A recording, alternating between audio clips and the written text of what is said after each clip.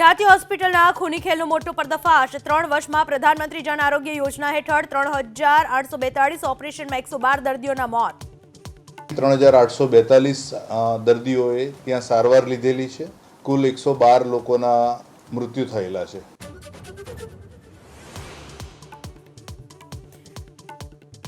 લોકોનું 6000 કરોડનું કુલેકો ફેરવનાર મહાઠગની આગોતરા જામીન અરજી પર આજે સુનાવણી। ભૂપેન્દ્ર ઝાલાના નામે 18થી વધુ કોલેજો હોવાનો ઘટસ્ફોટ।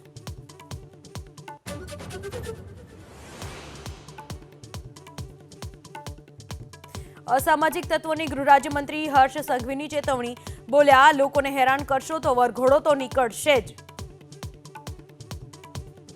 જો કોઈ ટપોરીઓ દ્વારા કોઈ બી પ્રકારે હેરાન પરેશાન કરવામાં આવશે એના વરઘોડા તો જરૂરથી નીકળશે।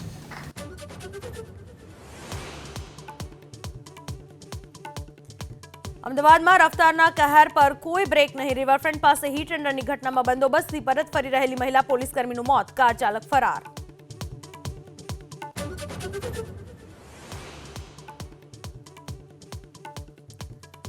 મહારાષ્ટ્રમાં સરકાર બની પણ વિભાગોને લઈને હજુ પેચ ફસાયેલો। શિંદે જૂથના નેતાએ ગૃહ મંત્રાલયની કરી માંગ। ફડણવીસ બોલ્યા, વિભાગ ફાળવણીમાં લગભગ સહમતિ।